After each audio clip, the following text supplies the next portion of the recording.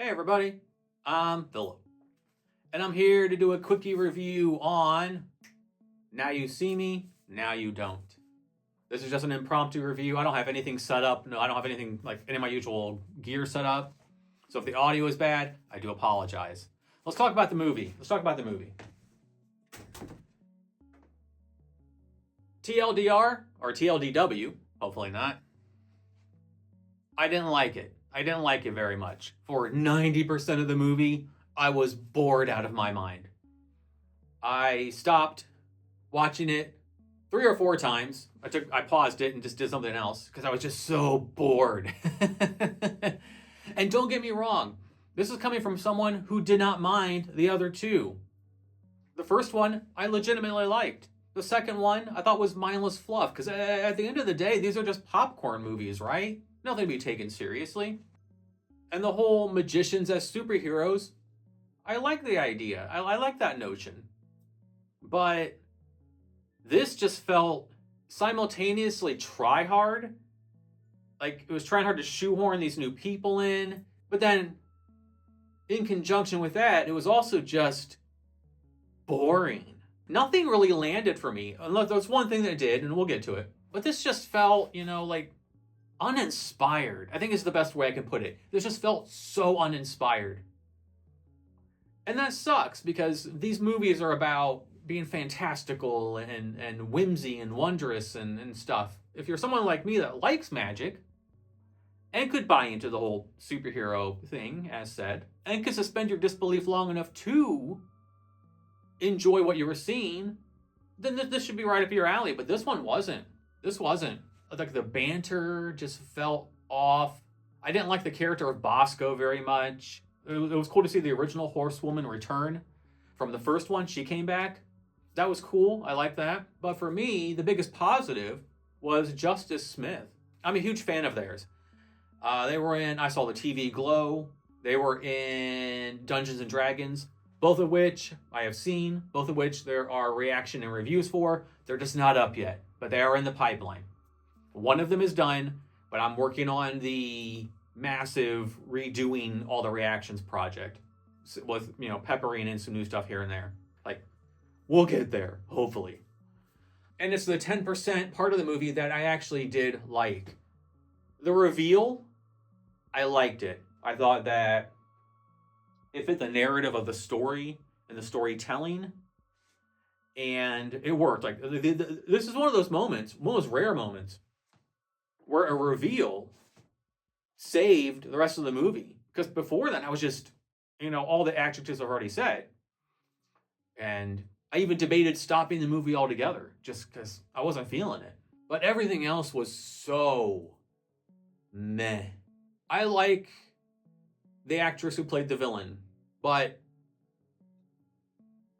good God, she was portrayed as the most stereotypical villainess you could think of. Like, she's the bad person. She owns a diamond mine and they're blood diamonds, and there's a parallel to real life in that. There's some real life stuff in this that I did enjoy. The idea that diamonds are essentially worthless because they are. And one family owns the diamond mines and monopolized it and then sells them to you as necessities for romance and love. They're not. And it sucks that marketing works. They are absolutely worthless. But who am I to stand in the way of modern day capitalism? Speaking of modern day capitalism, they go on about how she has all these illicit people and all these clients and stuff. And I'm like, this movie takes place in now times. Now times, she would be bulletproof. Because all the bad people nowadays are bulletproof. They're all working together to screw over the entire world. If she had gone to jail, she would have been pardoned. That's what happens now. Yeah. Because not only is she, the heiress to a diamond mine and allegedly a murderer and all these things, her family also has ties to the Nazis because we got to make her even more evil. She's with the Nazis now. Do you not know that if Hitler were alive today, he would probably be put on a pedestal and worshipped For God's sakes, we had a billionaire saluting less than a year ago. He's a hero to a lot of people, unfortunately. That's not the big villain thing it used to be. I digress. The point is, they just threw every evil villain trope at this character. And it was just... ugh. And can we talk about Jesse Eisenberg? I used to really like him.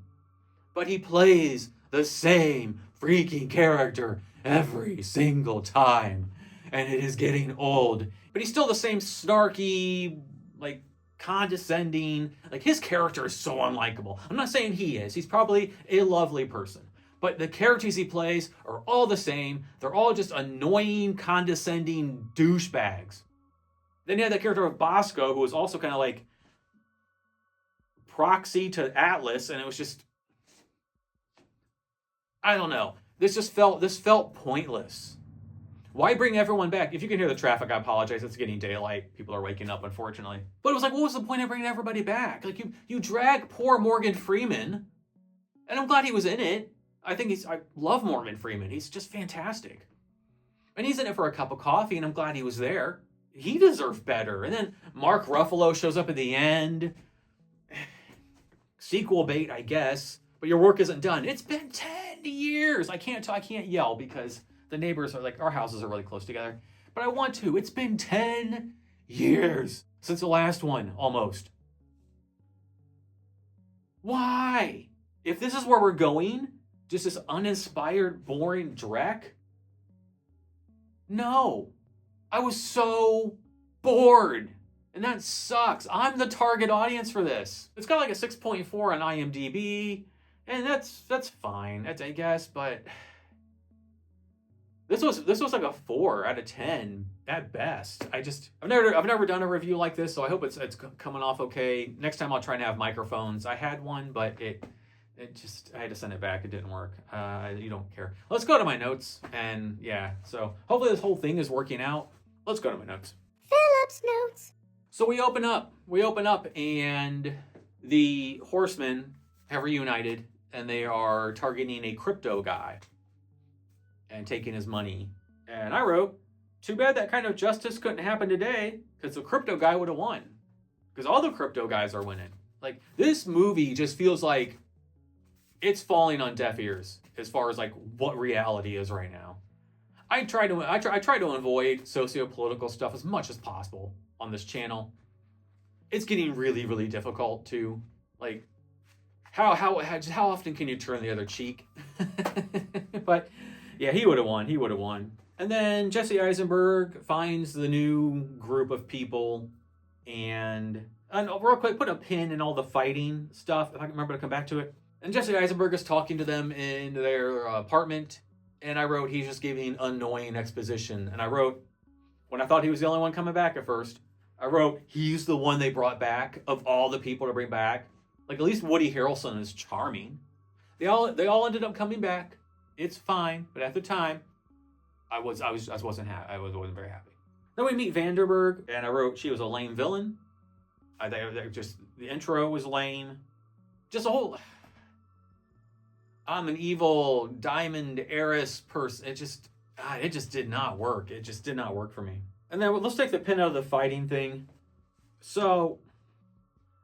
I can buy into magic being a superpower way more than I can buy into these people are like parkour martial artists.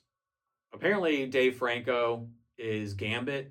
The fighting sequences were irritating. Like the lady in the police station taking on like 3 cops by basically just parkouring her way around the room. Like, you can do stuff like that, but make it entertaining. Like the last movie, where they did that thing where they were passing, if I remember right, they were passing the card around to each other. It was silly and it was kind of dumb. It had style, it had flair. This had none of that. I can't think of one scene where they were using their magic in extraordinary ways that just was entertaining. And if you liked it, fair play. I'm not trying to crap all over stuff. I don't like to, like, if people like them, I don't like to be the bearer of bad news or think that my opinion is all-encompassing fact. It's not, it's just opinion. Yeah, even the fighting stuff was just uninspired. And then we got to the House of the Eye. So we see Dave Franco trying to open the door and he can't figure it out. And then the new pickpocket sleight of hand person, she's like, let me try. And literally all she does is move one thing and then twist a thing and then it opens. Then they go inside and they're trying to figure out how to get through all the different things, and they, keep solving all these puzzles. And I wrote, the puzzles are lame. Now with the reveal, it makes more sense. Another reason that the reveal worked, the twist worked, because once we found out what we know about Justice Smith's character, okay, it makes sense why they would go like that. Then I wrote, the Nazis are the bad guys and she's associated with them. Also, have they not been paying attention to TV nowadays? Because, just saying, as I've been saying, they had this scene where they were trying to one-up each other with magic. And I wrote that it was just irritating. This is when I wrote the movie is just imposing on itself. And it wasn't enjoyable. So, fast forward, we get to Vanderberg has captured almost all the horsemen in this glass box. It's filling with sand. They use logic and science and just so happen to have a diamond. But prior to that, Vanderberg gives her villain monologue and then walks away to let them die like a Bond villain. They monologue and then they leave. Stay to make sure the job gets done. One of the many ways this movie was irritating. And then I thought that the ongoing phone calls that Vanderberg was having with this mystery person, exchange the diamond for the proof, was really flimsy, even with the reveal and the twist.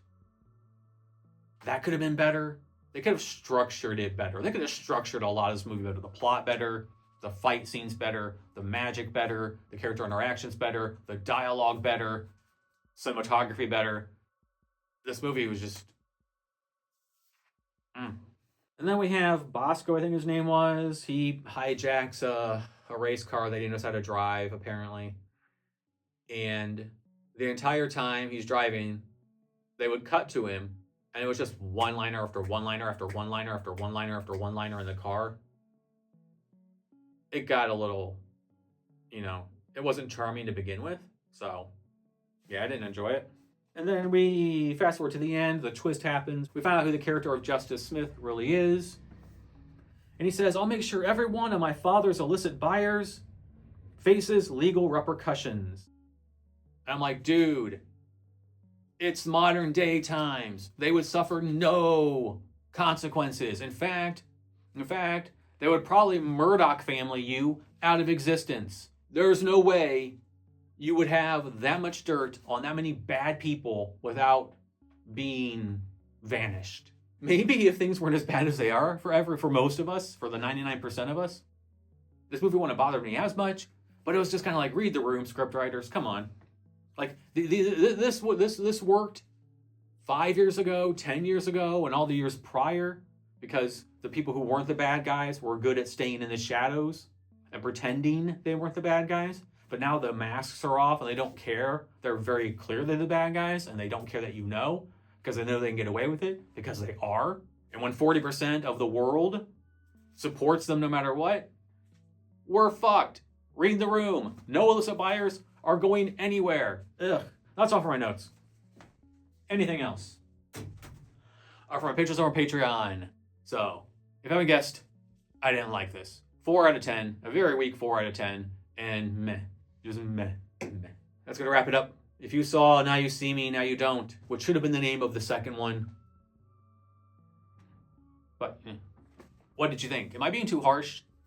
Am I letting my political dissension, am I letting the brain rot just mess with me? I don't know. I didn't like it. If you did, cool, like I said. But yeah, it wasn't for me. But yeah, maybe I'm just being a negative Nancy and I need to shut up, so I'll go ahead and do that. As always, I don't have a fancy outro, so I simply say thank you for watching, and I will see you in the next one. Until then, goodbye.